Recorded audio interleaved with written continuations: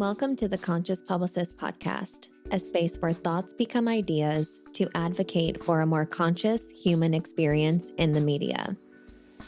Our thoughts and ideas inspire action, and the most notable leaders and organizations have transformed thoughts and ideas into global initiatives that have impacted the lives of millions. My name is Ashley Graham, and as a woman-owned business founder and publicist, I guide leaders, visionaries, and creators in discovering their conscious media voice and methodologies that inspire connection, community, and impact through aligned media channels.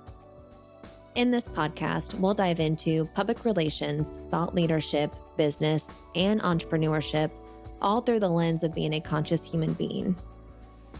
I'll take you behind the scenes into the habits, thoughts, and modalities that have helped leaders shift past paradigms of limiting beliefs, comparison, and self-doubt to show up for themselves to become the subject matter experts they were called to be. Subscribe to the show on Apple or Spotify and join us on this journey of awakening the conscious, enlightened leader within you.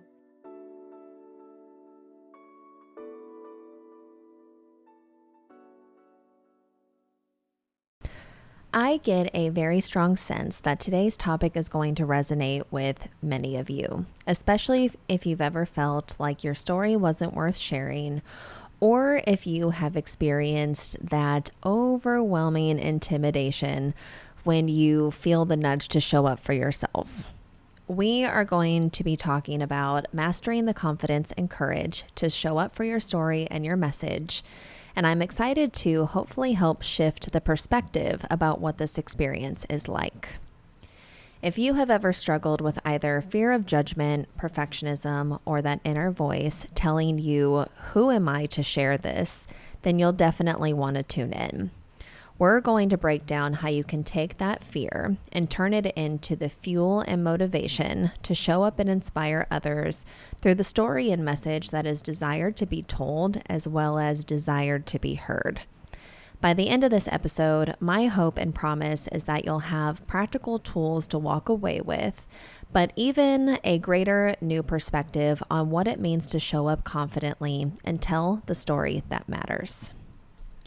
To get us started, I wanted to share a personal story and perspective on how I've had to walk through this process myself in order to bring a very personal story to awareness with an even deeper purpose.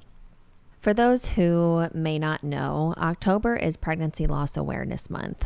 And given that I experienced a miscarriage with my first pregnancy in April of this year, I have had a deep calling and motivation to talk about my experience with miscarriage as a way to bring more awareness around what this upcoming month represents for women who have lost a pregnancy. Miscarriage can be such a challenging time for the obvious reasons, but it is also an experience that can be incredibly isolating, very lonely, as well as confusing on how to navigate it. I am always trying to find the perfect blend between sharing personal narrative and perspectives because I am very expressive in my true nature, but I am also very mindful on how much sensitive information I bring to my story because I do believe that there are still sacred parts about my experience that deserve to be cherished as such, and I don't want to overpower the narrative. So with that said, I have sat with this process many times, especially talking about my miscarriage journey. Now, given the timeline, I had the miscarriage in April, and I had just published my first article talking about my miscarriage journey just a few weeks ago on Simply Ashley Graham. And I know from personal experience how we can get stuck in that mental trap and that dialogue on asking ourselves, does this even matter to share? With any visionary thinker who wants to use their story as a way to impact the world collectively in some way, there is a deep desire that surfaces to share and experience a journey or unique perspective in order to bring a deeper connection between the person who was hearing that story and the person who was telling the story.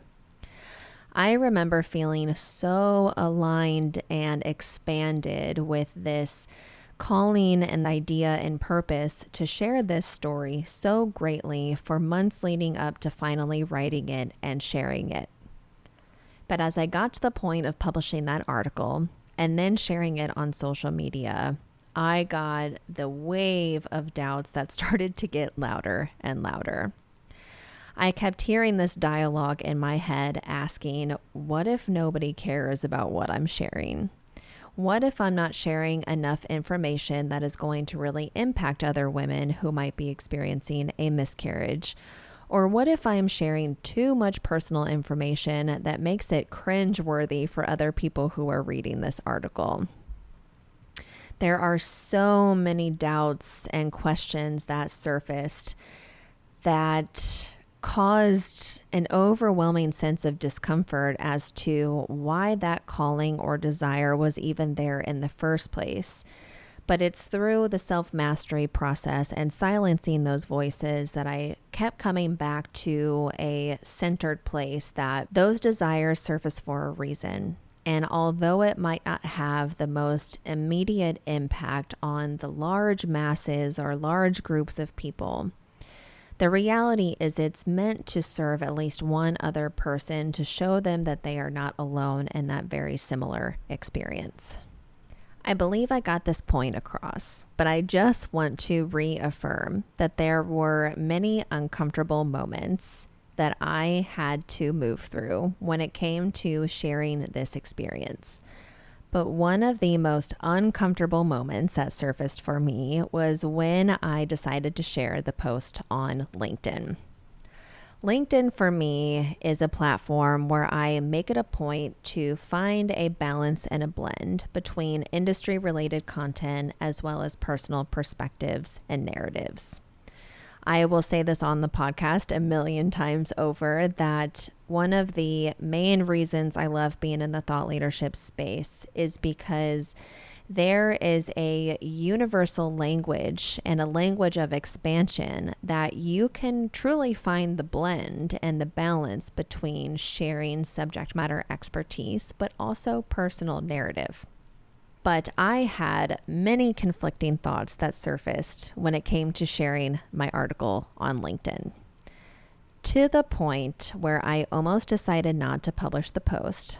But luckily, I have such an incredible community that supported me through the process of sharing that story, because at the end of the day, when we don't share the story or the message that we're called to share, we're taking away the opportunity for somebody else to hear exactly what they need to hear. My miscarriage journey was never about myself because I lived the experience. But the main purpose to share this story is to help other women gain a deeper perspective on what this process and experience can look like, as a way to better plan, prepare, and find comfort and solace knowing that they are going to be okay through this experience. That is why we tell the stories that we desire to tell. Which this moves me into the methodology part of this episode.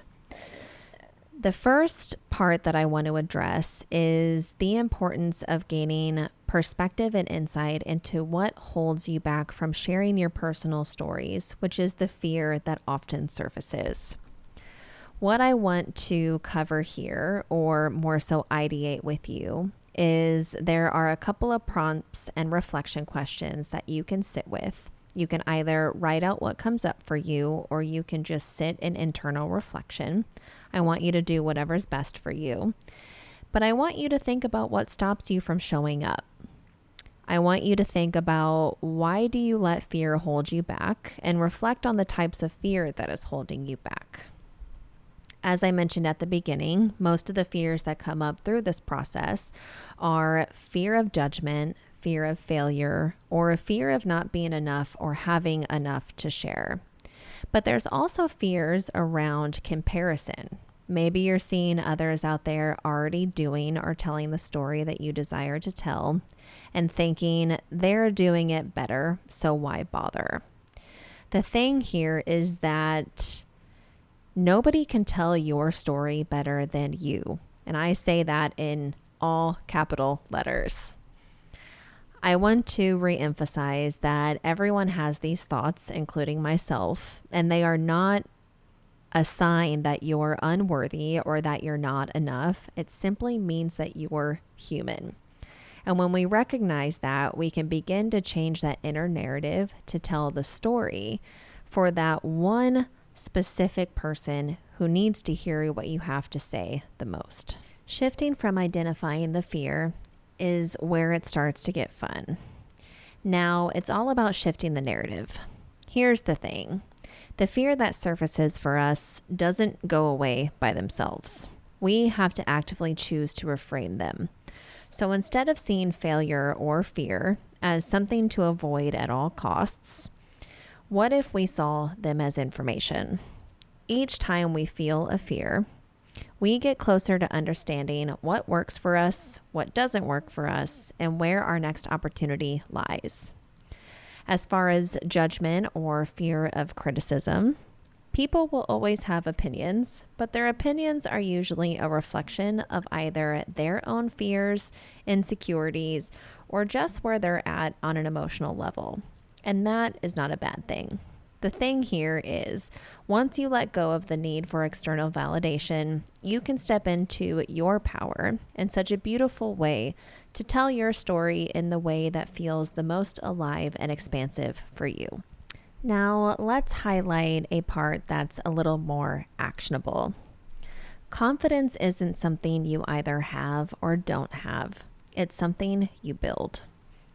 I like to think of confidence as a muscle. And every time you choose to show up, no matter how small the step, you're strengthening that muscle. So here's a small practical tip. I like to use visualization as a means to master greater confidence, to share the stories that tend to be a little more uncomfortable. Before you step into a moment where you need to show up for yourself and your story, whether it's posting that for the world to see, or speaking at an event, or simply just sharing your story with someone else, take a few moments to close your eyes and visualize yourself succeeding. Feel the confidence in your body and see the positive impact your story and your message has on others. This simple exercise is such a game changer for mastering next levels of confidence, and it helps bring you back into full alignment with the purpose of that story or the purpose of your message in the first place. And this brings me to another crucial point, which is embracing vulnerability. I think we often equate vulnerability with weakness, but it really is the opposite. Vulnerability is power, and vulnerability is connection. When we open up and share our true selves, not only do we break down our own barriers, but we create space for others to connect with us. And isn't that what storytelling is all about in the first place? I want you to take a moment to think about the people who have inspired you. Were they perfect, polished, or flawless? Or did they share their real, raw human experience? I'm guessing it's the latter. By embracing your vulnerability, you give permission for others to do the same. And I believe that unlocks so many other opportunities to explore even greater depths of storytelling and connection through real, true vulnerability between one another. Diving into even more deep reflection is I want you to ask yourself, why does your story and message matter? Also, who can benefit from hearing your story? These two reflection points help you come back to the center of your purpose. And when you connect with the purpose behind your message, it becomes bigger than you. I believe that when your story and message becomes bigger than you, it shifts the focus away from the fear and puts the focus on service. And service is about how your words can make a difference in someone's life. And that right there is where true confidence comes from. Another important piece of the puzzle is your environment. As I mentioned earlier, one of the biggest catalysts for me to move forward in sharing my miscarriage journey on LinkedIn is because I intentionally surround myself with people who uplift me. But that's not the only part of the equation. Not only is it about surrounding yourself with people who uplift you, but I believe in being vulnerable with those people to talk about the crutches that you are falling within. I made it very transparent to my connections that I was struggling with the fear of sharing that story online. And it's through sharing that vulnerability that they were able to come back to me and show me the areas where I was doubting myself. I believe that our community and our environment becomes a mirror to reflect in and can often reflect back ways that we are feeling discouraged or fearful or moments of insecurity to share the story. And anytime that we can get that reflected back to us, it helps us see it in clearer light. Whether it's a mentor, a community, or your close friends and family, having that support makes all the difference when you're learning to show up courageously. So lean on them the same way as you would tell them to lean on you when they need you most. So I want to begin by wrapping this up and stating that showing up for yourself and your story and message is not about being perfect. It's about being real and raw. It's about being willing to share your story even when it feels scary and unknown. And it's about trusting that your story is worthy of being told.